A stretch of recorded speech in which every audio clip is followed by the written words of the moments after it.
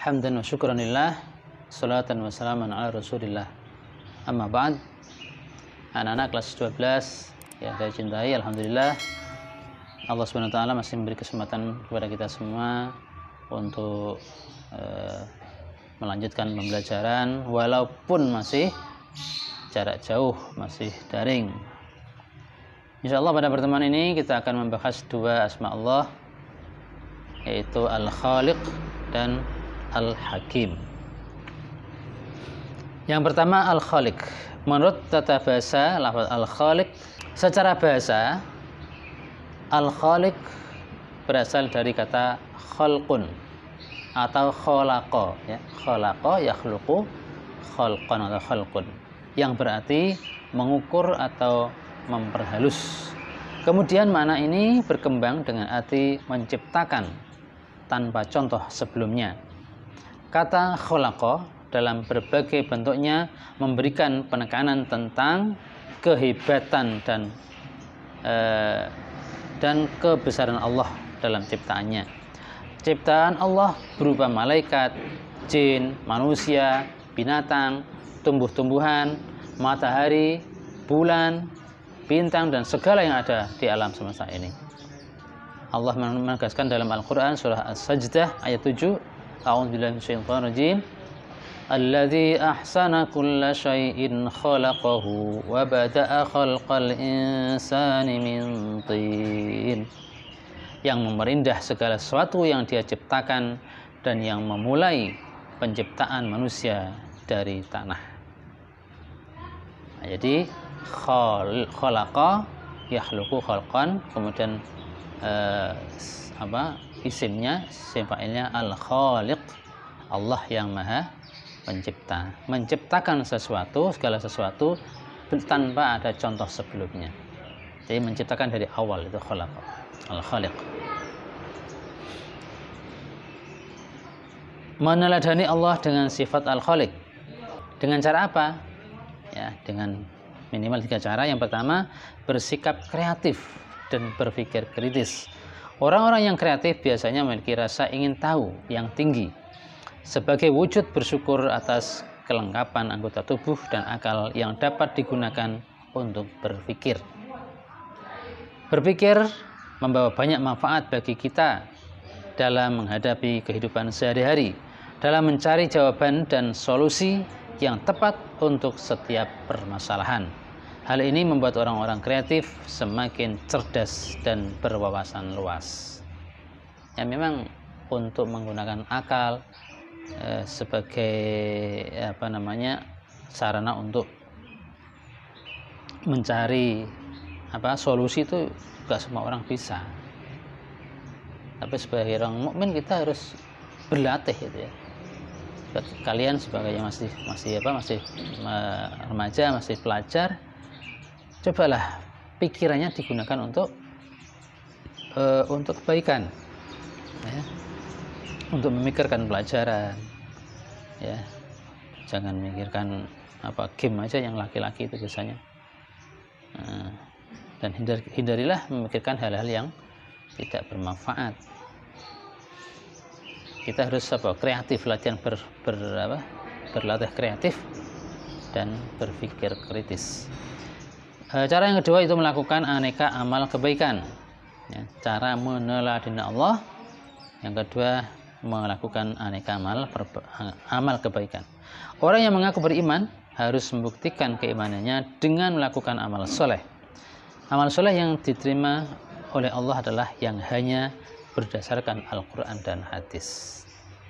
Ya, jadi kita beramal, kita melakukan ibadah itu tidak sembarangan. Harus harus sesuai dengan tuntunan Allah dan Rasulnya, dan dilaksanakan dengan benar, dan dilakukan dengan ikhlas karena Allah semata. Antara iman dan amal soleh ini harus sejalan seiring, tidak boleh salah satunya, ya, beriman tok tidak beramal soleh, impossible. Beramal soleh tidak beriman, maka amalnya tidak diterima. Allah SWT berfirman, wal asri innal insana lafi khusr. demi masa sungguhnya manusia dalam kerugian illal ladzina amanu wa amilus solihati wa tawassaw bil haqqi wa tawassaw bis sabr, kecuali orang yang beriman, beramal soleh. Nah ini kan iman, amal soleh, saling menasihati dengan kebenaran dan saling menasihati dengan kesabaran. Yang ketiga, memanfaatkan sumber daya alam. Allah menciptakan langit dan bumi ini untuk memenuhi kebutuhan manusia. Emang manusia ini ya, termasuk kita semua ini makhluk yang paling luar biasa.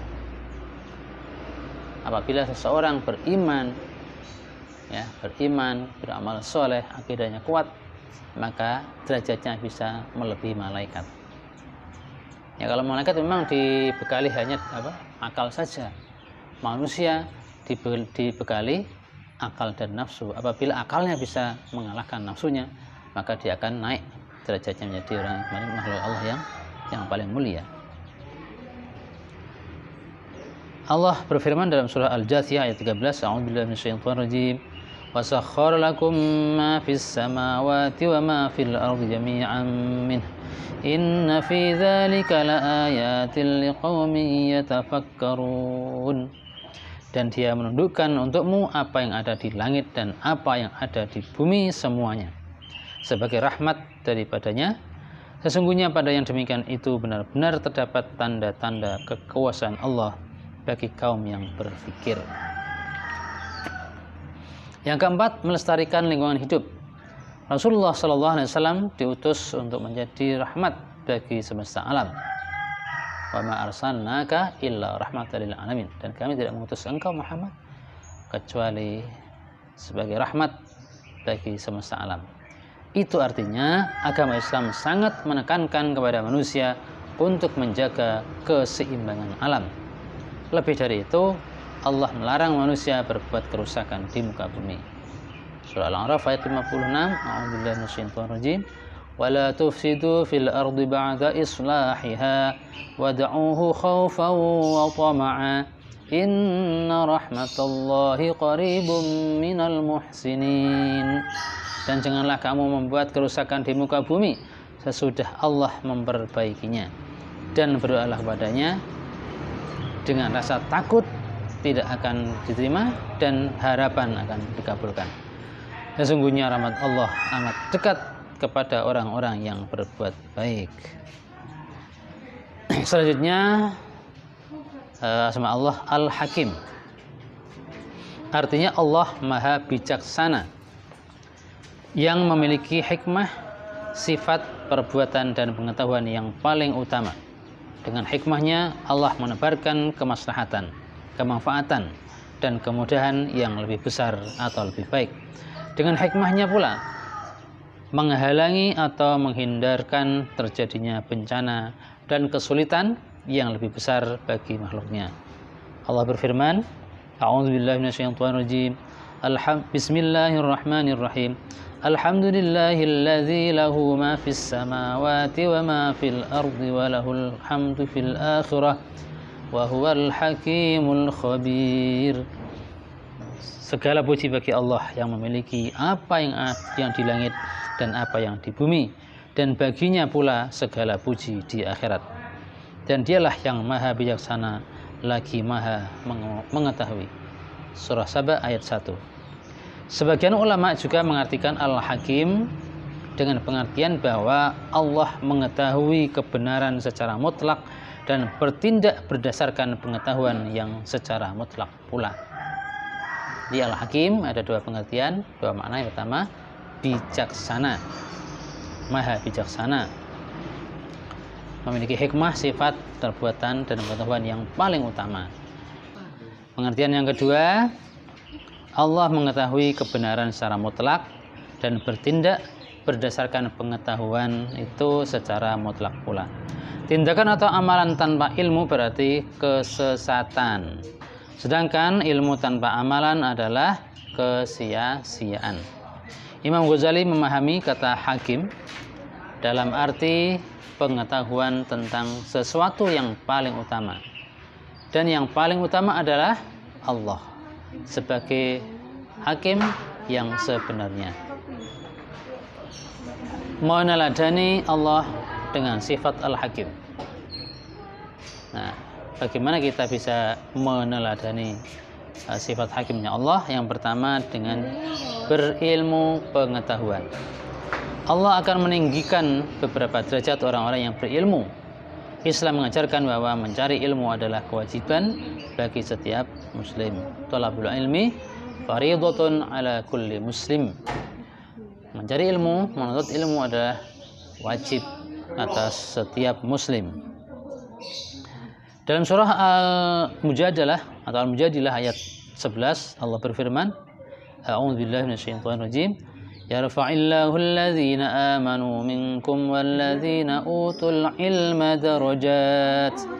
Niscaya Allah akan meninggikan orang-orang yang beriman di antara kalian dan orang-orang yang diberi ilmu beberapa derajat. Jadi dalam ayat ini, dalam potongan ayat ini, Allah menegaskan bahwa ada dua orang yang akan diangkat derajatnya tinggi-tinggi oleh Allah. Yang pertama, orang yang beriman kepada Allah, dan yang kedua, orang yang berilmu. Cara meneladani sifat Al-Hakimnya Allah yang kedua, berpikir untuk kemanfaatan dan kemaslahatan. Seorang muslim hendaknya selalu berpikir untuk kemanfaatan dan kemaslahatan, baik untuk dirinya sendiri ataupun untuk orang lain, dengan memanfaatkan apa saja yang dia miliki supaya mendapat ridho dari Allah Subhanahu wa ta'ala. Allah berfirman surat Az-Zumar ayat 18. Alladzina yastami'una al-qawla fayattabi'una ahsanah. Yang mendengarkan perkataan itu lalu mengikuti apa yang paling baik di antaranya. Ulaika alladzina hadahumullahu wa ulaika hum ulul albab. Mereka itulah orang-orang yang telah diberi oleh Allah petunjuk, dan mereka itulah orang-orang yang mempunyai akal. Yang ketiga, bersikap adil. Salah satu aspek keadilan adalah memperhatikan hak-hak orang lain dan memberikan hak-hak itu kepada setiap pemiliknya. Dan yang keempat, bertindak profesional. Supaya kita menjadi orang yang profesional pada pekerjaan yang kita lakukan, kita memerlukan pengetahuan yang maksimal sebagai pendukung tindakan kita, sehingga kita tidak bertindak tanpa dasar. Ya, supaya pekerjaan yang kita lakukan itu profesional, maka harus didasari dengan pengetahuan dan pemahaman yang benar-benar yang sebenarnya. Berikut ini ciri-ciri orang yang profesional, antara lain perfect, artinya apa? Mencita-citakan hasil yang sempurna. Jadi kalau melakukan sesuatu itu sungguh-sungguh supaya hasilnya maksimal. Yang kedua, bersungguh-sungguh dan teliti dalam bekerja. Nah, ini kebanyakan orang Islam itu ya kurang teliti, ya, penyakit rata-rata orang sekarang itu kutil, ya, kurang teliti, kurap, kurang rapi.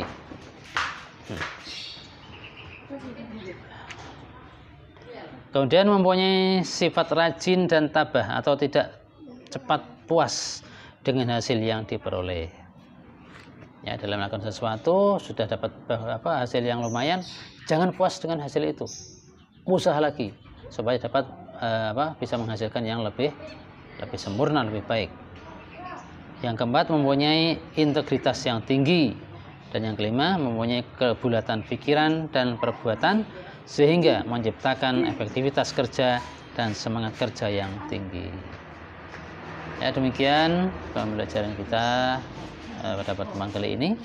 Ada dua nama Allah tadi ya, Al-Khaliq dan Al-Hakim.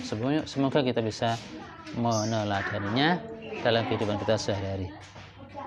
Kita tutup dengan doa kafatul majelis bersama-sama. A'udzubillahi minasyaitonir rajim. Bismillahirrahmanirrahim. Subhanakallahumma wa bihamdika asyhadu an la ilaha illa anta astaghfiruka wa atubu ilaik. Walhamdulillahil alamin. Assalamualaikum warahmatullahi wabarakatuh.